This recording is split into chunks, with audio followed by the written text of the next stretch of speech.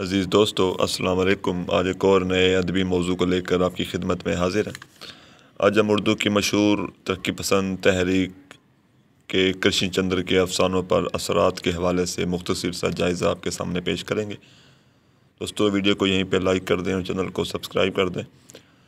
دوستو اردو کی ترقی پسند تحریک وہ زور آور تحریک تھی کہ جس نے اردو کی تقریباً تمام مشہور ترین اصناف پر اپنے اثرات مرتب کیے، اور کرشن چندر اردو افسانے کے صف اول کے افسانہ نگار مانے جاتے ہیں، اور انہوں نے اردو افسانہ اس دور میں لکھنے کا آغاز کیا جب اردو ادب کا سنہرا دور جو تھا وہ اپنے عروج پر تھا۔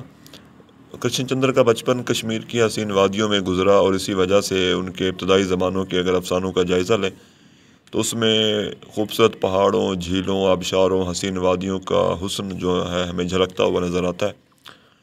اور ان کے افسانوی جو ابتدائی مجموعے تھے جن میں طلسم خیال، ہوائی قلعے اور نظارے وغیرہ جو ان کے مجموعے تھے، اس میں بھی ہمیں رومانیت کی چاشنی جو ہے وہ نظر آتی ہے۔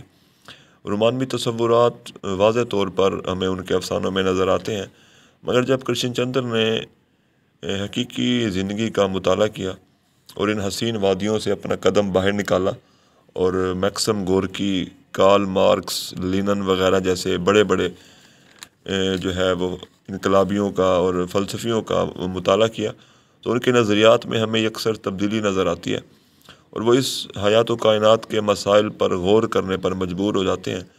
وہ سماجی، سیاسی اور معاشرتی اور معاشی بحران پر لکھنے شروع کر دیتے ہیں، اور معاشرے کی ابتر حالت بیان کرنے لگتے ہیں۔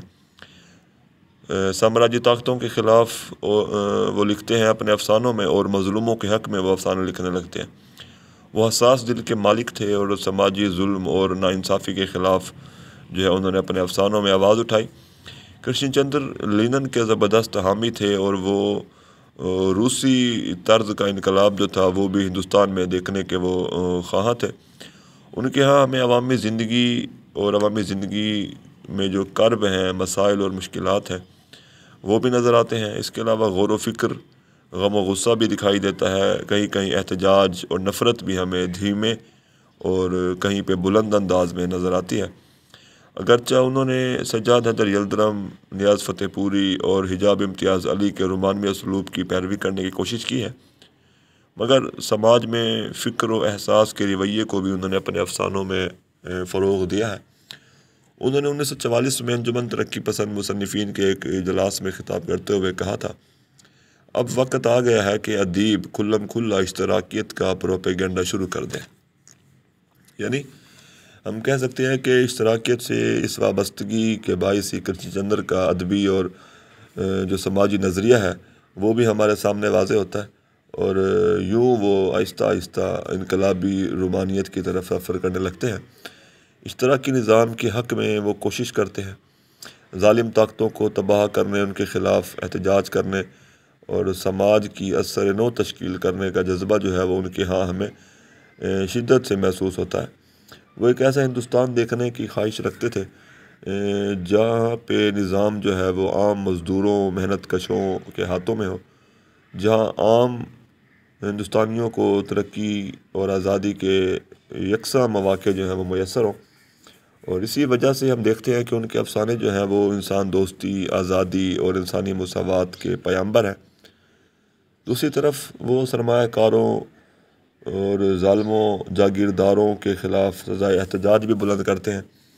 اگرچہ ان کے افسانوں کے موضوعات میں بہت زیادہ تنوع پایا جاتا ہے، مگر بنیادی موضوع ان کے افسانوں کا یہی ہے کہ انسان اور زندگی۔ ان کے افسانے اجنتا کے آگے اور بھوت، مہالکشمی کا پل، تین غنڈے وغیرہ میں ہمیں انقلاب کی خواہش، محنت کش طبقے کی حاکمیت اور معاشرتی مساوات کا پہلو جو ہے وہ نظر آتا ہے۔ اسی طرح اگر ان کا اردو کا شاہکار افسانہ کالو بھنگی دیکھیں، جس میں وہ نچلے طبقے کی زندگی اور ان کی مشکلات کی بھرپور عکاسی کرتے ہیں، یہ طبقہ خوشیوں، عیش و عشرت سے یکسر دور ہے، اور اس طبقے کے مقدر میں مصائب اور آلام ہیں۔ یہ طبقہ اونچ نیچ اور نفرت، حقارت، ذات پات، رنگ نسل کے فرق کو جو ہے وہ محسوس نہیں کر سکتا۔ کرشن چندر کا اسلوب، کردار نگاری، منظر کشی اور تکنیک بھی ہمیں انقلابی رومانیت کی ہی محتاج اور مرہون منت نظر آتی ہے۔ وہ کبھی اشاروں میں اور کبھی خطیبانہ بلند انداز میں اپنا پیغام اور اپنا احتجاج جو ہے وہ ریکارڈ کراتے ہیں۔ کبھی اسلوب کا سہارا لیتے ہیں، کبھی منظر کشی کا، اور کبھی کرداروں کے ذریعے وہ اپنا جو پیغام ہے وہ قارئین تک پہنچاتے ہیں۔ کہیں کہیں طنزیہ پہلو، طنزیہ اسلوب اور وضاحتی انداز بھی اختیار کرتے ہیں۔